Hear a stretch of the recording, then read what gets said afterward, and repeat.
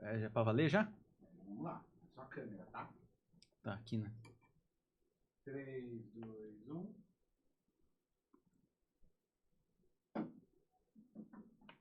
Pode começar. Fala, galera. Aqui quem fala é o Lucas Lorde. Estamos começando mais um programa do Pense Comigo. E hoje é um programa diferente. Hoje vamos fazer aqui uma tabelinha. Eu, Lucas Lorde e o Araújo. Vamos conversar aqui sobre literatura. Vamos conversar aqui sobre o livro dele, o próximo livro a ser lançado, que é Um Brinde ao Nada. Vamos conversar também sobre outros livros dele, O Ódio Solto no Pasto, Linha de Frente. Vamos ter uma conversa aqui muito especial de literatura, falar sobre a vida, falar sobre tudo o que é importante. Né, Araújo? Como você está se sentindo hoje? Bem, como sempre. Melhor ainda daqui a pouco, porque na vibe da conversa a gente vai encontrando significados e coisas para dizer que às vezes a gente antecipadamente nem pensou. Sim. E aí uma coisa vai, a conversa, a palavra, uma palavra inspira a outra, entendeu? Então, é assim que a gente vai seguindo. Sim. E aproveitando também quem está assistindo, para seguir as redes sociais do Pense Comigo, as redes sociais do Estúdio 48, o YouTube, se inscreve lá. É muito importante se inscrever e seguir no Instagram, porque eu vejo assim muitas pessoas que chega no Instagram lá no post, comenta, curte também, compartilha, mas só que não segue o Instagram, não se inscreve no YouTube. É muito importante você seguir o Instagram, se inscrever no YouTube.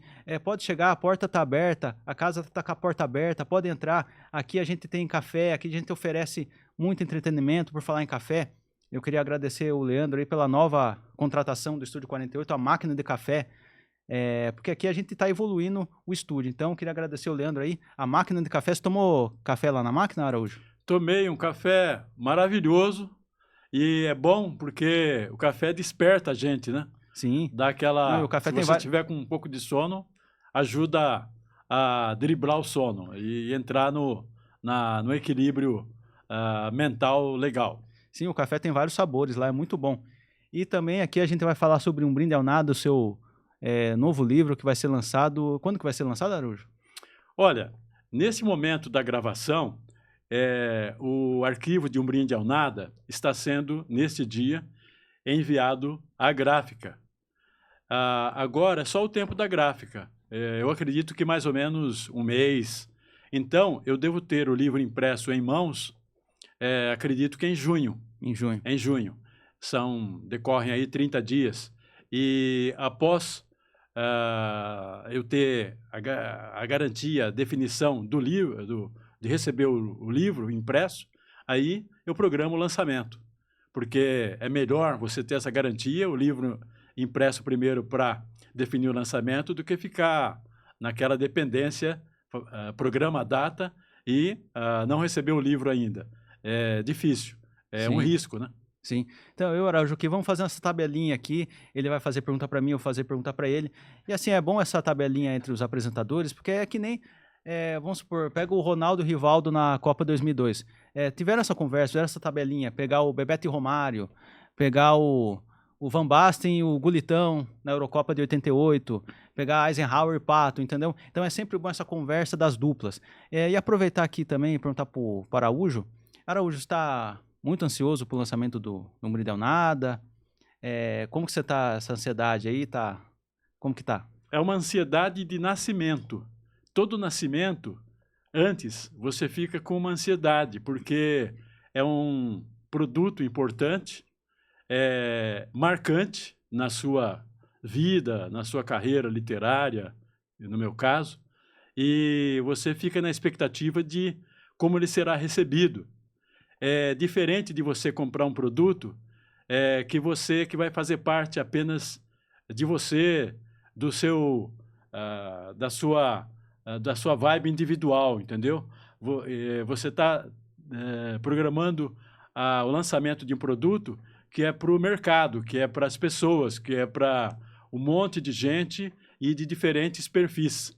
Então, você fica ansioso em duas etapas: por sair o produto em si e pela expectativa que ele pode atender. Você espero que ele atenda às expectativas.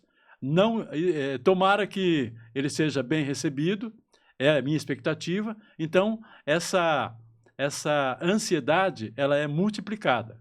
Sim. Eu vou pegar aqui o seu outro livro aqui, O Ódio Solto no Pasto, que é o livro que você lançou em 2022, né? 2022, 29 anos após ele ter sido concluído em 93. E uma curiosidade, assim, esse livro ele foi escrito em primeira mão, né? Depois foi datilografado, depois foi escrito no computador. Habitualmente, eu escrevo à mão, mesmo hoje. E principalmente antes, né? Eu nem tinha computador na época. Eu vim ter um computador tardiamente. Então, eu escrevia só à mão. E escrever à mão, ela tem esse modo de escrever tem vantagens, como a primeira que eu menciono é o fato de você, parece que, sem a mediação da máquina, o texto está saindo de você mesmo, assim, é pela mão, entendeu? Uhum. Você não tem a mediação de nenhuma máquina, por mais que ela também traga vantagens, né? Principalmente em rapidez. Mas você parece, às vezes, que está psicografando. É uma psicografia de você mesmo, entendeu? Na Sim. verdade. É como, parece que né? você está recebendo uma força exterior, né? Que entra em você e começa a... Então, Entendi. a inspiração que baixa em você, ela é transmitida em forma de texto de um jeito melhor, parece que mais intenso. Então, isso, eu acredito que melhora o texto, melhora o produto. Sim. Quero falar uma coisa para você também, Araújo. Ó, eu li esse livro aqui, O Ódio Solto no Pasto, e é uma história alucinante, tem muita coisa acontecendo, tem muitos personagens. E assim, falando um negócio para você, Araújo, não é que eu tô querendo comparar, é que assim, no quesito assim de muita coisa acontecendo, muitas histórias, muitos personagens, esse livro aqui, O Ódio Solto no Pasto, se parece muito com 100 Anos de Solidão, do Gabriel Garcia Marques. Você está dizendo. Assim, mas no quesito de muita coisa acontecendo. Lógico que não tô querendo comparar as obras, né? Não tem nem comparação. Mas assim, no quesito assim, de muita coisa acontecendo, muitos personagens. É parecido, inclusive, também eu assisti a série do 100 Anos de Solidão. Inclusive, recomendo, tá na Netflix, que lançou a primeira parte, vai ter uma segunda. Então lá, cada capítulo é muita coisa que acontece, muitos personagens que lá mostra, assim, a árvore, como que é? Árvore, como que é genealógica, como que é o nome? Árvore genealógica. Genealógica, dos personagens. Então, vai contando a vida assim, do filho, do avô, depois do bisavô, do neto. Então, nessa comparação, assim, que eu acho que o Ódio no Pasto é parecido, porque é muita coisa acontecendo, muitas histórias, muitos personagens. Então, é um livro, assim, que você não... ele acontece muita coisa e você não consegue ter o fôlego, assim, sabe? É alucinante. É um ritmo acelerado. É ritmo acelerado. Com muitos personagens, muitas histórias. Os personagens se cruzam, nem sempre de forma harmônica. Eles estão em conflito uns com os outros o tempo todo, mesmo nos afetos. Mesmo quem gosta, sim, você espera que a relação entre alguns personagens seja harmoniosa, afetiva. Mesmo nesses casos, acaba havendo choques. E por isso que dá gera esse ritmo. São muitos personagens, muitas histórias, muitos embates entre interesses, entre vontades, desejos, sonhos. E esses personagens se movimentam muito.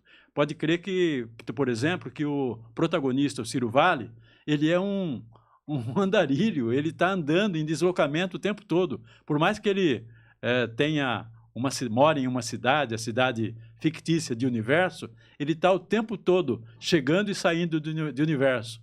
É como se fosse uma espécie de cavaleiro andante moderno, entendeu? E cada andança cada deslocamento é uma aventura, é uma tensão e um risco diferente. O Ódio Solto no Pasto é um livro acelerado, eu diria, de trama, assim, eletrizante, se me permitem um autoelogio de uma obra minha. Não, mas é um livro incrível, tanto é que ganhou o prêmio Sorocaba de Literatura 2023. Isso é um selo de qualidade, um grande selo de qualidade. E eu li esse livro aqui, assim, e acontece tanta coisa, e não é um livro assim que tem, porque tem livro assim que você lê, tem umas partes que é mais alucinante e outras partes que é um pouco de tédio. O seu livro não, é alucinante o livro inteiro, é do começo, do meio até o final. O estilo segue um pouco aquela linha do folhetim. Você, a cada capítulo que termina, você fica com vontade de ler, você fica pressionado em si mesmo a ler a continuação, o capítulo seguinte, porque você quer saber o que vai acontecer. Eu penso no leitor, e o leitor merece um livro que desperte a atenção dele e que provoque, atenda aspectos como o do entretenimento, do conhecimento e também o de contato com uma linguagem boa, né? Um texto bom e que seja acelerado. Sim. E para fechar aqui o Ódio Solto no Pasto, onde ele está disponível hoje aqui em Sorocaba? Hoje ele está disponível na Livraria Nobel de Sorocaba, que fica na Avenida Barão de Tatuí, 867, e também está disponível no Largo São Bento 91, onde fica o Centro Cultural JF Estúdio. Entendi. E falar do Ódio, assim, que foi lançado em 2022, vocês tinham uma expectativa na época. Como você acha que tem como comparar a expectativa que você tinha quando você lançou o Ódio Solto no Pasto para essa expectativa que você está tendo agora para lançar um Brinde ao Nada? Você acha que tem alguma diferença? Você acha que naquela época você estava mais ansioso? Ou é a mesma coisa? Agora, vamos falar agora de um Brinde ao Nada. Você pode, assim, comparar o Ódio com o Brinde ao Nada? Como que se os livros têm alguma coisa em comum? Fala aí. É um livro, primeiro, a comparação entre um livro e outro. É um livro diferente, um Brinde ao Nada, eu diria totalmente diferente, no conteúdo, na história e também no estilo narrativo. Um Brinde ao Nada é um estilo tradicional de narrativa. E, ao contrário, o Ódio Solto no Pasto é um estilo tradicional de narrativa. E um Brinde ao Nada é um estilo inovador, é um estilo em que vozes contam uma história do ponto de vista de cada uma história impactante que parte de uma tragédia, é uma história em que mostra que existem pessoas preocupadas com a segurança em torno delas. E aí elas se blindam, cuidam de sistemas de segurança. E mal elas sabem, o perigo está dentro dela mesma. O perigo está dentro dela. E ela, em contrapartida, enquanto ela se blinda, ela cuida da segurança que parte do exterior para ela, que converge de fora para dentro, ela fica de a guarda aberta com ela mesma. E é aí que os problemas acontecem, e acontecem de forma muito trágica. A partir desse acontecimento trágico, é desencadeada a ação que mostra vozes falando desse acontecimento, cada uma de acordo com seu ponto de vista, de acordo com seu olhar individual, que é divergente, cada um tem um olhar, e assim o leitor vai tendo um painel do que aconteceu, segundo os diferentes pontos de vista, e o leitor também acaba formando o seu ponto de vista num processo em que, de forma não pensada, mas esse efeito acaba acontecendo, o leitor também tem uma visão do que aconteceu, embora ela não seja escrita, porque essa visão é construída com base na visão dos personagens. É como se o leitor passasse a ser um coautor do livro, um coautor óbvio imaginário. Mas existe esse efeito que é um efeito, acredito que novo, legal e desafiante. Sim. Inclusive essa história, assim como eu faço parte da equipe de visão, eu já li a história. E eu acho, assim, muito boa essa história, assim, porque cada personagem conta seu ponto de vista. Então, várias histórias dentro de uma história. E essa história do Um Brinde ao Nada foi inspirado, assim, num fato que aconteceu na vida real, assim, né? É um acontecimento da crônica policial brasileira de grande impacto, que envolveu muita gente, a imprensa toda, e eu participei da cobertura desse acontecimento como repórter, e isso causou um impacto em mim muito forte e causou assim sensações emocionais com as quais eu tinha dificuldade de lidar. Então, quando você tem uma dificuldade, geralmente isso acontece com os autores, e comigo também, óbvio. Você tem uma dificuldade, alguma coisa que te causa dor, sofrimento, e dor, sofrimento, principalmente. O que você faz? Você escreve. As dores, os sofrimentos, são fontes inspiradoras, fantásticas. Você escreve sem saber se isso vai ser uma solução, mas é como exorcizar fantasmas que estão dentro de você. E, às vezes, exorcizar demônios também. Esse foi um processo que gerou a escrita desse livro 2 anos depois desses acontecimentos. Sim. É aquilo que a turma fala, né? Às vezes a derrota ensina mais que a vitória. Às vezes a derrota é tão sofrida que às vezes se aprende mais com ela do que com a vitória, porque às vezes a vitória como que é o conforto, deixa você até de guarda aberta, né? Então às vezes deixa você acreditando que pode tudo, que não tem problema, que não sei o quê, e você pode acabar demonstrando suas fraquezas. Agora a derrota, ela ensina muito, inclusive para você, se você aprender com a derrota, para você não cometer ela lá na frente. E esse livro Um Brinde ao Nada, você demorou quanto tempo assim para escrever ele? Ele foi escrito à mão também? Foi direto no computador? Como que foi o processo de produção do Um Brinde ao Nada? Foi escrito à mão também. Sim. Como eu disse, eu escrevo habitualmente à mão. E eu escrevi ele bem rápido, ao contrário de O Ódio, que eu levei 2 anos para escrever, eu escrevi em menos de 1 ano, não lembro em quantos meses, em menos de 1 ano. Eu escrevi em 2005, estou publicando agora, 20 anos depois. Habitualmente, eu demoro a publicar, porque publicar nunca é fácil, é difícil, mas essa demora também, ela traz, se é possível encontrar um lado positivo numa demora para publicar um livro, é o tempo em que você vai amadurecendo, você vai fazendo revisões, de forma que, quando você resolve publicar, o texto está muito amadurecido, e é aquilo que você queria chegar.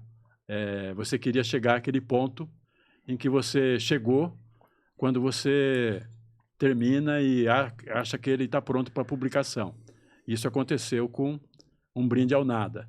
Agora, só um comentário sobre a derrota. A derrota, ela é, acima de tudo, humana. Ela é a melhor fonte de lição para a vida, de lições. Você extrai várias lições da derrota. E, com certeza, toda vitória tem uma série de derrotas anteriores. Você só aprende a caminhar e correr depois de cair quilômetros atrás. Cair e se levantar. Aí você essa é uma reflexão bem profunda. Ganha força. Sim, e vai embora. É assim que funciona. É uma condição humana, é uma condição existencial e você não consegue fugir dela. É assim que tem que ser. A diferença, às vezes, a derrota, que é acompanhada de outros sentimentos, como a tristeza, a dor, o desamparo, a sensação de desamparo, às vezes ela te abate a tal ponto, isso acontece com muitos indivíduos, que você não consegue se levantar. Você tem duas chances. Ou você fica caído, se lamentando, chorando, ou você se levanta reúne o resto de forças que você tem, se levanta, ergue a cabeça e vai em frente. É fácil? Não, claro que não. Uhum. Mas você não tem outra saída. Porque você só tem essas duas possibilidades. Ninguém quer ficar caído chorando. Então você enxuga a lágrima, se levanta e vai. Ergue a cabeça e vai. Essa é uma reflexão bem profunda, até porque não adianta nada você ficar chorando, você ficar lamentando, que o problema não vai se resolver. Você tem que ir para a luta. Quantos exemplos na história, assim, de pessoas que saíram derrotadas e que, de alguma forma, assim, se levantaram e conseguiram conquistar aqueles objetivos. Estou lembrando de alguns exemplos aqui. Por exemplo, pegar no esporte, saber que o Michael Jordan, ele foi cortado do time de basquete porque olha só que absurdo. O técnico falou que ele era fraco como jogador. Ó, o Michael Jordan, o maior jogador de basquete de todos os tempos. O próprio Einstein era considerado professor um mau aluno. O Einstein. Pegar o Walt Disney, era considerado um cara sem criatividade pelos produtores lá, pelo chefe dele. Então teve vários casos assim de grandes personalidades que acabaram sofrendo grandes derrotas e eles poderiam ter ficado lá chorando, lamentando, mas não, de alguma forma eles se levantaram e mostraram o verdadeiro valor deles. E não só de personalidades, assim, na história, assim, mostrou assim, vários impérios que das cinzas, da derrota, se levantaram e conseguiram seu lugar ao sol. Então tem vários exemplos assim, em todas as eras, assim. Então, o mais importante você sofreu uma derrota, eu sei que é difícil sofrer a derrota, ter que suportar a derrota, mas é aquilo lá. Se ficar reclamando, se ficar lamentando, não adianta. Tenta achar um caminho, tenta achar um outro jeito para tentar lá de novo e voltar a vencer. É isso que eu vejo, né, Araújo?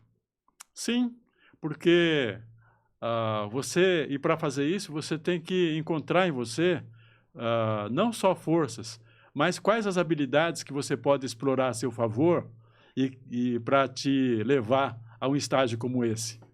No meu caso, por isso que eu digo, a literatura me salvou.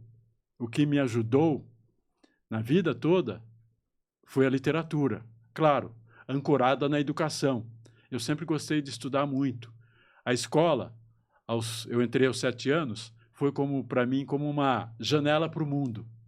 Os professores, eu os via, os professores e as professoras eram meus mestres. Sim. Eu gostava muito dos professores, me relacionava muito bem com eles. Inclusive, Araújo, entrando nesse sentido aí que você está falando, a comunidade que você nasceu, uma comunidade humilde, né? Eu acho que assim, você ter nascido naquela comunidade e ter virado o que você virou hoje, um escritor, um leitor de várias obras de literatura, eu acho que é até um milagre. É muito raro acontecer, porque geralmente a pessoa que nasce numa comunidade humilde, o que a pessoa quer ser? Ou quer ser jogador de futebol, porque ela vê seus ídolos que também nasceram numa comunidade como elas e acabaram conseguindo a fama, conseguindo a parte financeira que a pessoa que nasce numa comunidade humilde tanto deseja, ou a pessoa vai querer ser outra coisa, ou acaba entrando no lado errado da força, né? Agora você foi contra tudo isso, e você tinha ainda várias coisas contras, né? Você não tinha uma inspiração quando você era criança para entrar para escrever, para ler, você não tinha uma inspiração dentro de casa, você não tinha livros dentro de casa, né? Então você não tinha essa motivação dentro de casa para você seguir esse caminho. E era tudo contra. E além disso, você falava para os seus pais que você lia, você queria ser leitor, você queria escrever, os seus pais não gostavam, né? Eles eram contra. Então você ter nascido nesse ambiente e ter se tornado um escritor, um leitor, que você é hoje, foi um milagre, né? Porque tudo era contra a você não seguir esse caminho e você acabou seguindo esse caminho, apesar de tudo, né? Acredito que foi uma conjunção de fatores. Foi dom, assim, eu sempre gostei muito de estudar, de ler, de escrever. Foi também vontade e foi teimosia também, porque realmente as correntes assim contrárias à minha dedicação ao estudo e à literatura eram contrárias, inclusive em casa. Porque quando você é muito pobre e a nossa família era muito pobre, a urgência é você ganhar dinheiro com qualquer trabalho, mesmo que ele, o mais precário que seja, mas tem que ter dinheiro para comer. A urgência é comer. Era complicado, né? Que às vezes Então você querer escrever livro é uma coisa que está distante disso. Eu entendo que eu nem tinha incentivo, porque a condição da família não permitia isso. Você tinha que...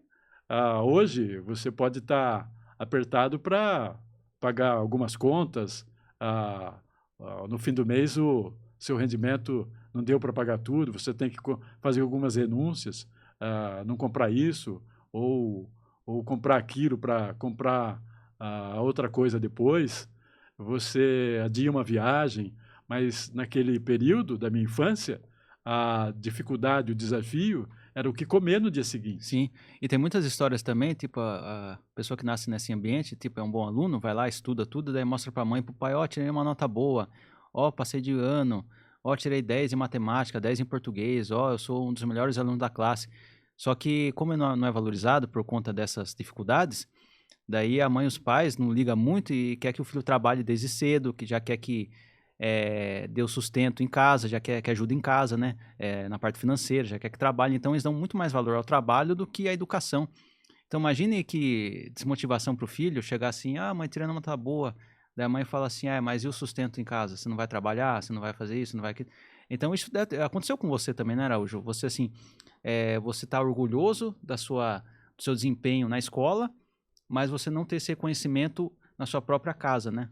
Com seus pais, tudo, que queriam que você trabalhasse ao invés de ter uma boa educação, de ter uma nota boa na matéria. Eles queriam que você trabalhasse desde criança para ter o sustento, para prover em casa, né? Para ter uma parte financeira, tudo. Isso foi, assim, foi uma coisa bem ruim, né, Araújo? Você passou por isso já, né? Passei. Eu recordo que os meus pais ficavam satisfeitos com o meu desempenho escolar.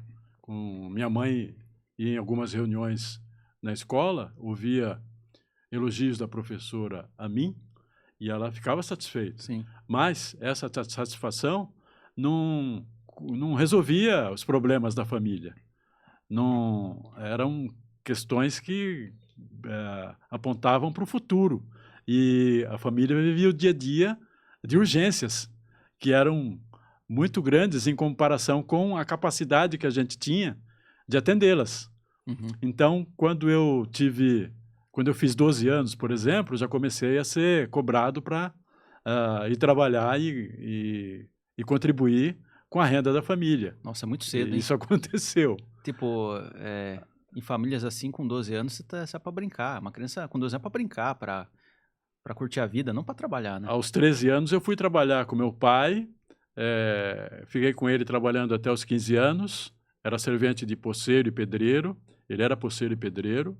Foi uma fase, assim, eu estudava, eu nunca deixei de estudar, e isso foi importante para mim, mas era difícil, era complicado, não era fácil não. Até hoje eu não gosto do sol por conta de ficar puxando terra com um sarilho debaixo do sol quente, sol de verão, era muito sofrido. Até hoje eu não gosto do sol por causa disso. Sim. Não gosto do verão, eu gosto do frio.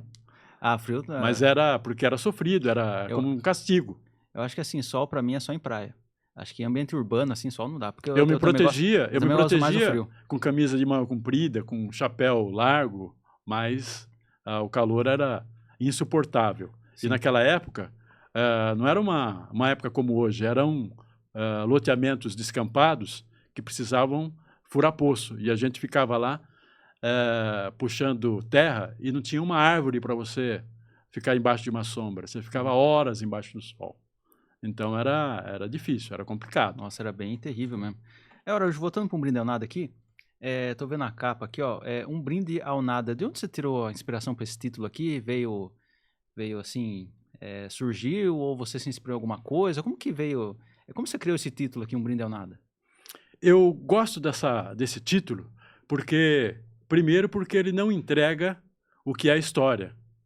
Segundo, porque primeiro, ninguém brinda ao nada. Todo mundo quem brinda, brinda Brinda alguma coisa Aham, positiva. sim. Você, brinda a uma comemoração, a uma vitória, a um aniversário, a uma alegria, a um triunfo momentâneo. E o título propõe um brinde ao nada. É uma proposta ou é uma afirmação? Você fica com essa dúvida.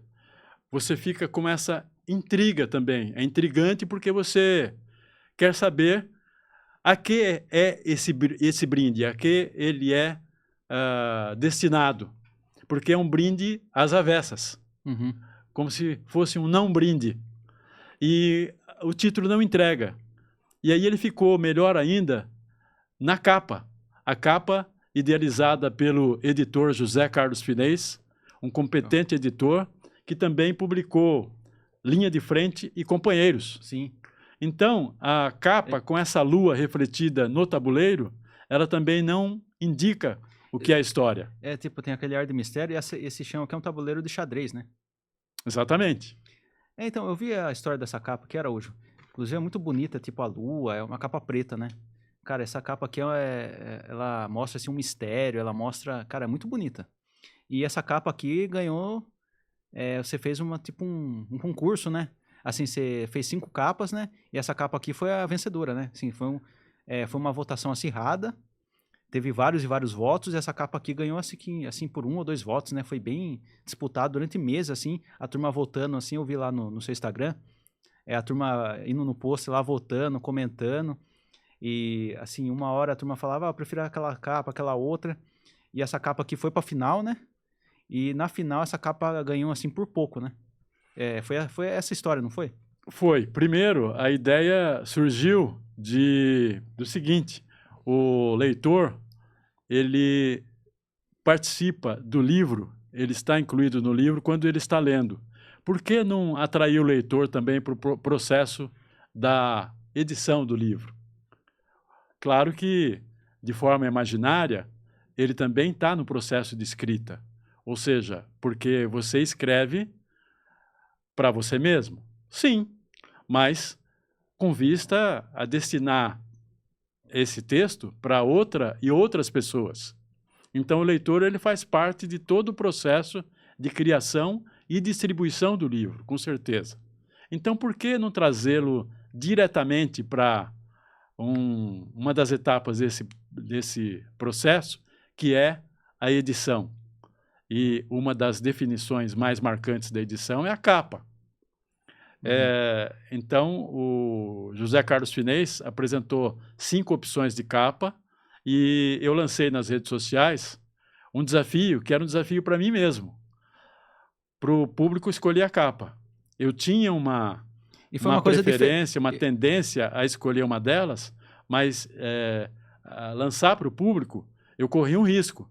O público podia não eleger a capa para qual a capa que eu escolhia, que eu tinha uma tendência a aceitar melhor. E foi uma coisa diferente, né? Porque eu não lembro de ter um outro escritor que tenha feito isso, assim, feito uma votação para os leitores escolherem a capa. Eu não lembro de ter isso, não. Acho que se teve, eu não lembro. Ou, assim, é bem raro, né? Porque geralmente o escritor escolhe a capa a gosto dele e já era. Agora, assim, pegar umas capas e pedir para o leitor escolher qual capa, isso é bem diferente. Eu gostei dessa jogada de marketing.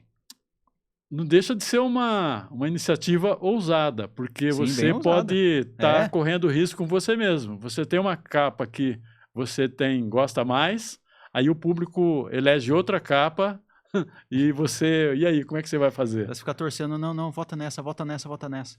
Foi difícil, foi complicado. Mas que bom que deu. Foi marcante, eu lembro até os números. Teve um momento em que eu anunciei, as capas, o primeiro e a segunda capa estavam empatadas, 39-39, mas os votos continuaram vindo, e eu tinha que considerá-los, né? Só sei que ficou um total de 97 votos, 97 pessoas votaram, essa capa aí obteve 44 votos, e a capa que ficou em segundo lugar obteve 40 votos. Aí o que eu fiz? O que o editor sugeriu e eu, obviamente, aceitei. Usar conceitos da capa que ficou em segundo lugar na capa definitiva, vitoriosa, que foi essa aí, e o conceito da outra capa, usar na contracapa. Aqui existe outra... Aqui está a capa e a contracapa. Aqui está o resumo, né? Aqui tem uma... Está muito suave aqui, mas tem uma taça aqui, tá vendo? Ah, entendi. Então, eu vejo que tem a taça era o elemento principal da capa que ficou em segundo lugar. Ah, tá. Você juntou as então, duas. Tem um elemento aqui da capa que ficou em segundo lugar. Assim, eu estou também valorizando o que foi em segundo lugar. Os outros votos. Você pegou a capa que foi em segundo lugar, colocou elementos dela na capa que foi em primeiro. Exatamente. Eu vejo que tem umas frases aí também, mas... Assim, que tem tudo a ver com o brinde. Sim, tem tudo a ver. Brinde. Foi Olha, legal essa jogada da taça. Isso indica alguma coisa em relação ao brinde às avessas. Essas frases são frases do livro mesmo, colocadas como tira-gosto, vamos dizer assim. Sim. Que dá uma ideia do que é o clima do livro. Sim. E aqui está a sinopse. Pela sinopse, ela aponta mais pistas, desvendando o mistério do livro. Ou seja, do título à capa, o livro mantém a ideia de mistério, de mistérios, que é uma das várias propostas da literatura e também que é um dos conceitos que compõem a condição humana. E você acha que o Brinde ao Nada é um livro assim mais pesado do que o Ódio Solto no Pasto, ou os dois têm o mesmo, assim, pesado no sentido assim de ser um livro forte, violento, ou não? É impactante. Impactante, tem o mesmo impacto. Você acha que as duas têm um impacto igual? Sim, certamente. O Ódio Solto no Pasto é um livro impactante, Um Brinde ao Nada também, assim como são outras obras minhas que serão publicadas aí nos anos vindouros. Até eu tenho livros programados para edição até 2030. Que legal. O ano que vem, inclusive... E essas obras você tem, já estão escritas? Já estão escritas. Escritas, concluídas, revisadas. São mais 2 romances e um volume de contos e um volume de crônicas. Que legal, hein? Sim. Para o ano que vem, o que vai sair, o que está previsto, como eu mudei de editora, o Ódio Solto no Pasto vai ter um relançamento em 2026. Em 2026, uma segunda edição. Exatamente. Uma outra edição, com uma outra capa e outra forma de distribuição também. Sim. E também estará nas plataformas digitais. Assim como Um Brinde ao Nada também estará nas plataformas digitais também. Entendi. Então, pessoal, Um Brinde ao Nada, este ano, a previsão é de lançamento em junho, né? Você falou julho? Junho ou julho, ainda pessoal, então... a definir. Porque, como eu disse, eu preciso ter o livro em mãos para programar o lançamento. Eu acho um risco você programar o lançamento sem ter o livro em mãos e depender do andamento da gráfica. Porque você não corre risco, né? Imagina Exatamente. Chegar perto do lançamento não tem um livro ainda. Aí você fica... Aí aquela ansiedade que você falou no começo, aí aquela ansiedade subiria a 1000, né? Aí... daí... Como é que você... ultrapassaria o limite. Como é que vai chegar a data que você programou para o lançamento e não recebeu o livro impresso ainda? Então, pessoal, o livro do Araújo, Um Brinde ao Nada, este ano vai sair.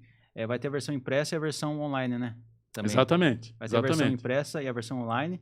E ano que vem vai ter a segunda edição, ano que vem, 2026, a segunda edição do Ódio Solto no Pasto, vai ter versão impressa também, né? A segunda edição, e online. Então, este ano, Um Brinde ao Nada, e ano que vem, o Ódio Solto no Pasto. E eu tô vendo aqui também, Araújo, aqui a gente, para fechar Um Brinde ao Nada, eu tô vendo aqui também os seus outros livros aqui, ó. Tô vendo aqui até um calhamaço aqui, ó. Esse é o que você fala calhamaço, é aqueles livros que tem mais de 500 páginas, né? Exatamente. Isso aí Aqui, tem ó. quase 500 páginas, Aqui, ó, mas linha de já é um frente. calhamaço. Linha de frente conta a história dos trabalhadores do Sindicato dos Rodoviários Sorocaba e Região. Fortes e preparados. Fortes e preparados. Caiu o ódio. Fortes e preparados. O que você tem a dizer sobre esse livro, Araújo?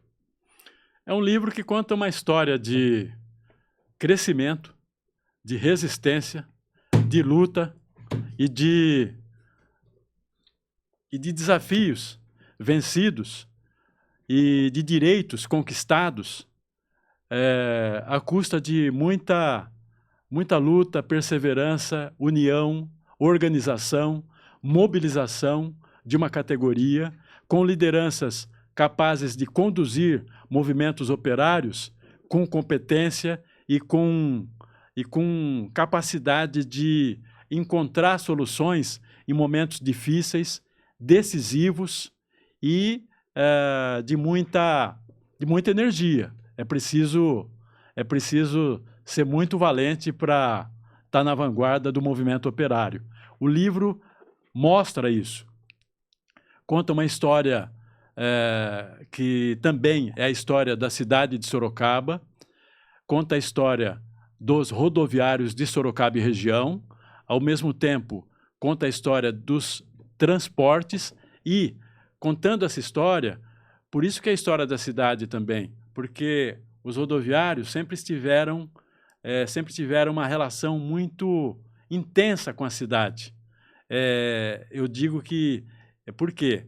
E isso faz parte até do perfil da categoria. Eles se dialogam, se comunicam com todas as outras categorias. Uhum. Os rodoviários, os motoristas, os agentes de bordo, eles transportam pessoas de todas as outras categorias. Eles transportam professores, estudantes, donas de casa, pessoas que vão ao médico, transportam metalúrgicos. Então, eles transportam toda a população. Exatamente. Uhum. Eles transportam a cidade, transportam o estado de São Paulo e transportam o Brasil. Muitas vezes a gente não percebe isso, mas tem que perceber. E o livro mostra isso.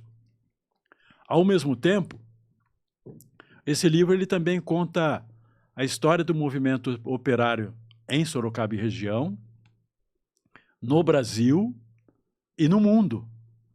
Desde a Revolução Industrial, desde a Revolução Industrial na Europa, e mostrando como ela se expandiu, como chegou ao Brasil e como ela está conectada com a história do Brasil. Sim. Então esse livro aqui não conta só a história dos trabalhadores do transporte, conta também a história do movimento sindical, a história dos trabalhadores no geral e a história do Brasil também, né?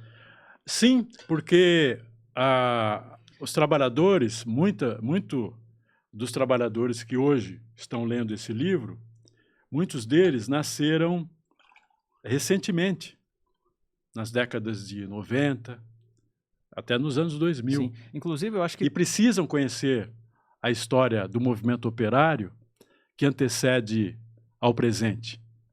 Precisam conhecer o passado remoto e o passado recente, para que eles compreendam o presente. Compreendendo o presente, também façam projeções para o futuro. E assim, aprendam que não basta você conquistar direitos. Então, por falar em conquista, eu li um pouco do livro. Só para completar, você tem que conquistar direitos, mantê-los e avançar na conquista de novos direitos, porque a economia ela é contínua, é permanente, ela não para. Então, se você cochila, você perde seus direitos. O duelo entre capital e trabalho é constante. Se você cochila, vacila e se desmobiliza, você acaba perdendo direitos. Isso ninguém quer, ninguém merece. Então você tem que estar atento. Atenção constante, mobilização permanente para que você consiga manter os direitos já conquistados e avançar em novas conquistas. Sim, com certeza. Inclusive, eu acho que esse livro aqui, Linha de Frente, deveria ser assim, um livro que todo trabalhador, não só do transporte, mas de todas as áreas, devia ler, porque para ele entender a história do movimento sindical, a história de conquista de direitos, né, Araújo? A história assim, de como que foi feita a luta. Porque assim, eu dei uma olhada no livro aqui, eu li algumas páginas, e assim, os trabalhadores do transporte estão de parabéns. Vocês estão de parabéns, porque eles conquistaram muitas coisas. Eles conquistaram, assim, eu gosto, assim, de pegar umas analogias, assim, de guerra, sabe? Pegar, por exemplo, o Júlio César. Ele foi um general romano, considerado o grande conquistador do mundo antigo. O Júlio César teria inveja dos trabalhadores do transporte pelo tanto de conquista que eles fizeram. Então, vocês estão de parabéns, trabalhadores do transporte, pelas conquistas. O livro mostra isso, como eles começaram desde 1954, quando o sindicato foi fundado, as dificuldades existentes antes, quando não havia sindicato, e as dificuldades após também a fundação do sindicato, dificuldades perante as condições de luta serem difíceis na época e as condições do Brasil também serem difíceis. Depois veio uma ditadura que assim engessou os sindicatos e depois vieram outros tempos e estamos em novos tempos, todos difíceis. Nunca foi fácil, mas apesar das dificuldades e em meio a elas, graças à mobilização dessa categoria que é diferenciada, a dos rodoviários, a dos trabalhadores dos transportes, graças a essa categoria, conquistas foram obtidas e houve um crescimento do sindicato em patrimônio, em benefícios aos trabalhadores e até ao ponto de conseguirem o maior piso, conquistarem o maior piso salarial do setor dos rodoviários no Brasil, ao ponto de hoje a categoria ser referência no movimento operário brasileiro e internacional também. Sim, são reconhecidas no Uma mundo inteiro. uma menção que você colocou sobre esse livro, de que ele interessa às outras categorias também, isso está demonstrado realmente. Muita gente, inclusive pessoas que você não imaginaria que se interessariam por um livro assim segmentado, porque são de outra categoria, estão lendo também o Linha de Frente. E recentemente nós tivemos acesso a um resultado do livro, dos acessos que o livro obteve na versão digital, a versão em PDF, que está disponível no site linhadefrenteonline.com. Então, linhadefrenteonline.com. Olha, nós identificamos lá mais de 500 acessos, visitantes, 106 downloads, 300 visualizações, 306 visualizações. Nossa. Então, e distribuídas, a maioria no Brasil, mas também, eu lembro, 50 visualizações nos Estados Unidos, no Reino Unido, outras tantas. Em outros países também. Outros países. Na Turquia. Linha de frente. Na França. Exatamente. Linha de frente conquistando o mundo. Na França. Os trabalhadores do transporte. Na China. Então, na China, sendo reconhecidos no mundo inteiro. Em Singapura, outro país do sudoeste da China, da Ásia. Em Singapura. Isso é incrível. No México. Sim. Então, a história do Linha de Frente sendo reconhecida no mundo, sendo vista por trabalhadores do mundo inteiro. Então, é o Linha de Frente circulando no Brasil e no mundo, também no formato em PDF, no site linhadefrenteonline.com. Você que ainda não encontrou, não tem a versão do livro impressa, pode ir nesse site e baixar lá, fazer download. E quando a pessoa faz download, veja o significado. Ela está fazendo download para ler tradicionalmente ou para fazer alguma pesquisa. individual ou em grupo. Veja o Aham, significado sim. de 106 downloads feitos nessa versão digital. Isto até agora, e veja bem, de forma orgânica. Uhum. Veja o Sem significado. forma orgânica, sem, como fala, aquele impulsionamento, né? Sem funcionamento. Então, os trabalhadores de transporte de Sorocaba e região estão de parabéns. Agora falando do Companheiros, que assim, o primeiro que você lançou foi o Companheiros, né? Companheiros, em Dos livros 2012. dos livros que estão aqui. Companheiros em 2012, Depois você Ódio lançou Solto o no Ódio em Pasto em 2022 2022 e o Linha de Frente em 2024. 24. O Companheiros aqui conta a história dos metalúrgicos de Sorocaba, né? Conta um pouco aí dos metalúrgicos, como que foi o processo, o que conta o livro. Segue na mesma linha do Linha de Frente, assim, conta a história dos trabalhadores dos metalúrgicos. Segue a mesma linha. Como que funcionou os metalúrgicos? Também é uma história de luta, de organização, de mobilização por direitos. E os personagens também são lideranças muito qualificadas, muito engajadas e de grande sabedoria na hora de conduzir movimentos de massa.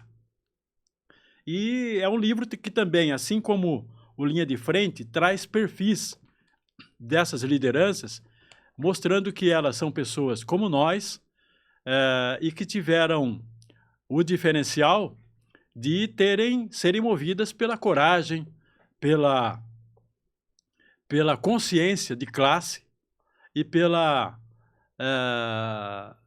entendimento de que tem hora que você não tendo outro caminho, a saída é ter coragem. A vida exige coragem da gente. Sim, com certeza. Individualmente e também de uma massa de grupos de operários, de grupos de trabalhadores, se não de todos os trabalhadores. Sim. Porque a alternativa é complicada. E eu vi aqui também que tem até a apresentação do Lula, né? Tem. Uma apresentação do presidente Luiz Inácio Lula da Silva. Nossa, que legal. Ele era muito amigo do Wilson Fernando da Silva, o Bolinha. Era amigo pessoal mesmo. Uhum. E de um frequentar a casa do outro, amigo de famílias. Tanto que no dia em que o Bolinha morreu, ainda lembro desse dia, 8 de dezembro de 2008, o Lula interrompeu a agenda oficial que ele tinha em Brasília e veio aqui no velório, no Sindicato dos Metalúrgicos, se despedir do grande amigo dele, o Bolinha. Uhum. O Bolinha é um sindicalista que entrou para a história como inspiração de muitos sindicalistas. Ele vem daquela época de grande movimentação no ABC, entre o final dos anos 70 e 80 do século passado. Ele trabalhou lá no ABC e, quando encontrou dificuldades de encontrar trabalho lá, porque as lideranças, quando eram demitidas por suas atuações nas empresas e no movimento de massa, nos movimentos de massa, nas greves, por melhores salários e condições de trabalho, eles não encontravam mais emprego e migravam para outras regiões do estado e do Brasil. Uhum. Aí o Bolinha veio para Sorocaba, entrou, era uma liderança nata e assumiu a presidência do Sindicato dos Metalúrgicos de Sorocaba e região e mudou, isso mudou a história dos metalúrgicos em Sorocaba. Sim. Então, esses livros aqui foram muito marcantes para você, né, Araújo? Para a gente dar um fechamento aqui, falar rapidamente assim, sobre a Bienal, que eu lembro que a gente foi junto em 2022 e o ano passado, 2024. E é o seguinte, tem duas coisas assim que eu tenho que falar da Bienal, assim, de uma forma rápida. Uma coisa que me surpreendeu positivamente e outra nem tanto. Na Bienal, nas duas Bienal que eu fui, o que eu percebi que tinha muito público jovem. Acho que até mais de 90%, assim, público, assim, de adolescentes, de jovens, assim, que eu me surpreendi, porque eu achava que quem lia mais era pessoas mais velhas. Tipo, eu não imaginava que jovens iam gostar de livro, assim, tanto jovens, assim. e não querer ler tudo assim também. E outra coisa assim que eu vi assim de uma forma não tão boa, principalmente na Bienal 2022, que tinha 2 livros lá brasileiros que eram o grande destaque, que era o Torto Arado, do Itamar Vieira Júnior, e o livro Escravidão, do Laurentino Gomes. Eu cheguei lá, a divulgação desses livros assim era absurda. Tinha um stand do Itamar Vieira, do Torto Arado, que era, eu não estou lembrado qual editora, qual que era mesmo? Todavia. Todavia. E tinha um stand do Escravidão, que era a Globo Livros, né? Então, Torto Arado, o stand inteiro da Todavia, só do Torto Arado, e da Globo Livros, assim, o stand quase que inteiro do Escravidão. Eu cheguei na entrada, assim, da Bienal, já tinha um puta banner do Escravidão, então só se falava do Laurentino Gomes, do Itamar Vieira Júnior, assim, eles estão de parabéns, eles merecem reconhecimento, tudo, o livro deles, assim, é espetacular. Só que eu acho que, assim, é muita divulgação, assim, para apenas esses 2 livros. É como se fosse, assim, a divulgação para eles foi, tipo, 98% divulgação para eles e os outros 2% para os demais leitores, para os demais escritores. Então, acho que, assim, foi, assim, muito desproporcional. E isso dificulta a divulgação, assim, para quem não tem todo esse poder. O que você acha desse fator, Araújo? O que você acha, assim, dessa desproporcionalidade de divulgação desses 2 escritores assim mais populares com relação aos outros, e esse público da Bienal assim mais jovem, o que você acha disso? Primeiro, eu sou totalmente a favor da Bienal, tem que existir. O livro, assim como fazem com outros produtos, como automóvel, imóveis, móveis, lembro, máquinas agrícolas, tem que existir um encontro em que, assim como existem encontros que apresentam novidades e produtos e gente envolvida com esses produtos, é muito saudável que haja encontros de livros, de autores, de editoras e de pessoas que gostam de livros, que vivem ou apenas admiram livros, porque quem vive tem expectativas sobre uma Bienal, como eu tive e tenho. E outras que admiram, por exemplo, não leem, mas vão numa Bienal, quem sabe seja a porta de entrada para o mundo dos livros. Nós sempre tivemos dificuldade, e o Brasil sempre foi visto como um país de pessoas que não leem. Eu acho o contrário. Eu acho que leem sim, embora o problema é a desproporção em relação ao mercado, ao potencial que o Brasil tem e que não atinge, em proporção ao tamanho do Brasil, o Brasil lê muito, ou seja, o potencial de pessoas que leem é muito pequeno, tá? Poderia ser muito maior. Isso é correto. O Brasil pegar um continente, né? Exatamente. Então, nós tínhamos que ser um país de livros também, assim como somos um país do futebol, porque na mesma medida em que o futebol é uma indústria e todo mundo gosta, o livro também tem que alcançar esse patamar industrial, porque ele faz parte também do desenvolvimento de uma nação. Ele está umbilicalmente ligado ao processo educacional, o livro, de uma forma geral. Então, é necessário, mas para isso tem que existir políticas públicas que incentivem esse estado de coisas. E essas políticas, elas existem precariamente ou não existem. Então, é necessário. Agora, quanto à desproporção que você viu na Bienal, essa é uma desproporção existente em relação a outros segmentos de atividades e que acabam também refletindo no mercado editorial.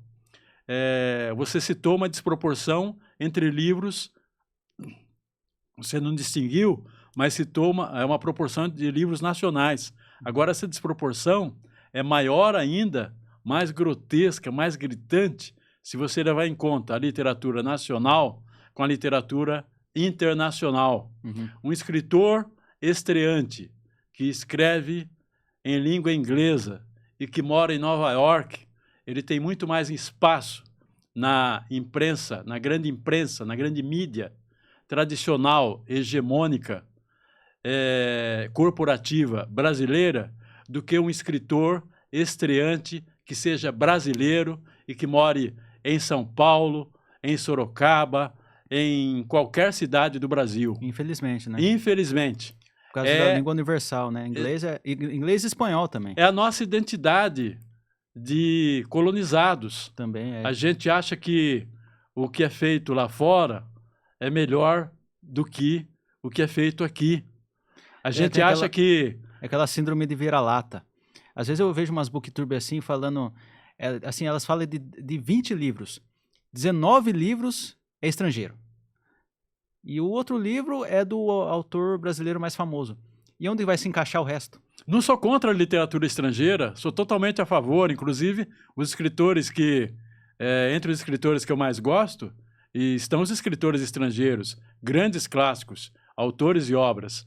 Mas, ao mesmo tempo em que as literaturas de outras línguas têm grandes obras e autores, nós aqui também temos, de Machado de Assis a Guimarães Rosa, a Graciliano Ramos, a Radona Sarr, a Milton Ratum, a Osman Lins, são grandes autores.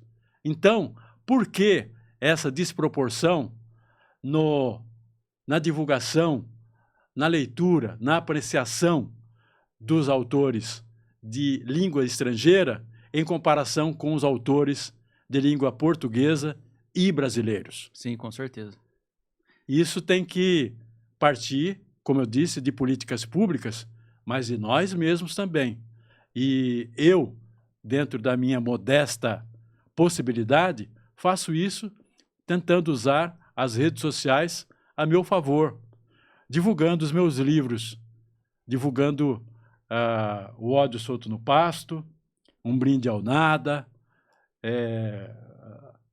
Companheiros, Linha de Frente, para fazer chegar ao conhecimento de você, que está nos ouvindo, que está nos prestigiando com a sua audiência, ao conhecimento de você, que eu sou escritor, que eu tenho esses livros e que eu gostaria que você os lesse. Existe uma pessoa que eu admiro muito, não vou citar o nome dela porque não tem autorização, ela é da música, é do rap, que eu gosto muito também. Ela disse o seguinte, essa pessoa, que quando os caminhos estão todos fechados, a gente não tem outra alternativa. A gente abre esses caminhos no bom sentido, no sentido, eu estou fazendo uma metáfora, uma analogia, a gente abre os caminhos a machadada. É isso que eu faço. Pegar a espada, a foice, vai cortando o caminho, cortando Exatamente. o mato e vai tentando encontrar o caminho. O que eu falo a vida requer coragem da gente. Sim, com certeza. É uma frase, inclusive, do João Guimarães Rosa. O que a vida espera da gente, quer da gente, é coragem. Isso aí, grande Guimarães Rosa. Então, Araújo, nosso tempo aqui já está chegando ao fim. Eu vou deixar para você fazer o fechamento, mas, cara, foi muito bom nossa tabelinha aqui, tabelinha dos apresentadores do Pense Comigo, Lucas Lorde, Araújo. Eu vou deixar aqui minhas considerações finais. Eu queria agradecer a sua audiência, agradecer a toda a equipe aqui do Estúdio 48, agradecer o Leandro pela contratação da máquina de café, que o estúdio aqui está evoluindo e vamos chegar longe. Agradecer o Pudim, agradecer você pela sua audiência e lembrar vocês a seguir as redes sociais do Pense Comigo, do Estúdio 48 e também seguir minhas redes aqui. Minhas redes é Lucas Lorde, Lucas com 2S, Lorde com D-E no final. E seguir meu TikTok também, Lucas Lorde, que lá eu falo de Corinthians. E também tem um novo canal no YouTube chamado O Sofredor, que eu falo de Corinthians aqui também com o Araújo. É o Sofredor porque eu sou torcedor do Corinthians, eu vou sofrer mesmo. Inclusive, eu tô com o meu exame de hemograma. É hemograma ou é cardiograma? Tô com o meu cardiograma em dia. Eletrocardiograma. Eletrocardiograma em dia, porque torcer pro Corinthians Mas o Corinthians tá bom hoje, tá com o novo técnico, o Dorival. E vamos pra cima, ganhar brasileiro, ganhar Sul-Americana, Copa do Brasil, que agora eu tô confiante, agora a gente tem técnico. Tem que ter fé. Tem que ter fé. Então, obrigado a todos vocês. Vou deixar o Araújo aqui fazer o fechamento. Muito obrigado e até o próximo. Pense Comigo. Na minha despedida, eu gostaria que você você que está nos assistindo, desse atenção ao meu livro, Um Brinde ao Nada. Fique atento, eu vou divulgar nas minhas redes o lançamento, vai ter o acesso digital na Amazon também. E gostaria de que você também me seguisse nas minhas redes sociais. Meu canal no YouTube é @escritoraraújo e o Instagram é escritor_Carlos Araújo. Siga, compartilhe, recomende e comente também. É muito bom os comentários, até mesmo as críticas, porque as críticas ajudam a gente a enxergar os erros e procurar corrigi-los e acertar, porque o objetivo do que a gente faz é para você. Muito obrigado. Valeu, obrigado, pessoal. Até a próxima.